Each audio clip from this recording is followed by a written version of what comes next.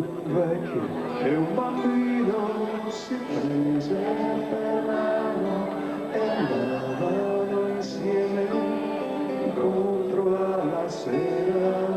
La polvere rossa si alzava lontano, il sole brillava in luce non vera, l'immensa pianura sembrava arrivare dove l'occhio di un uomo poteva guardare, e tutto intorno non c'era nessuno, solo il tetro contorno, le torri di fumo.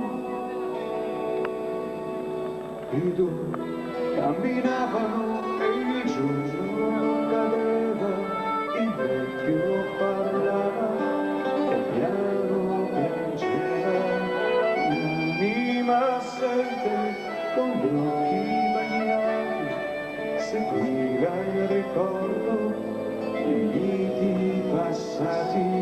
I vecchi subiscono le ingiurie degli anni, lo sanno distinguere il vero dai sogni.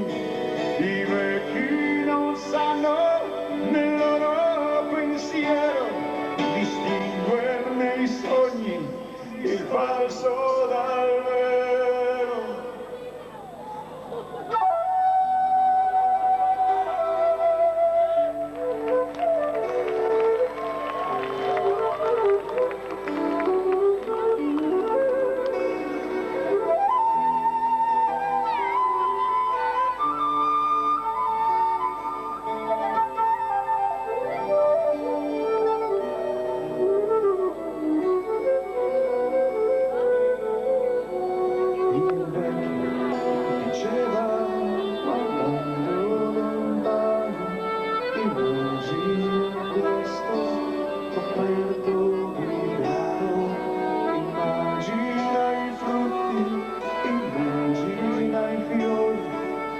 Pensa alle croci, pensa ai colori, e in questa pianura fin dove si perde crescevano gli alberi e tutto era verde.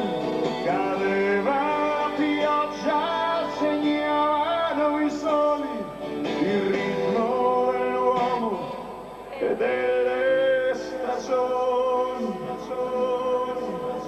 Il bimbo tristette, lo sguardo era triste, gli occhi guardavano cose mai viste, e poi disse al vecchio con voce sognante: mi piacciono le fiabe.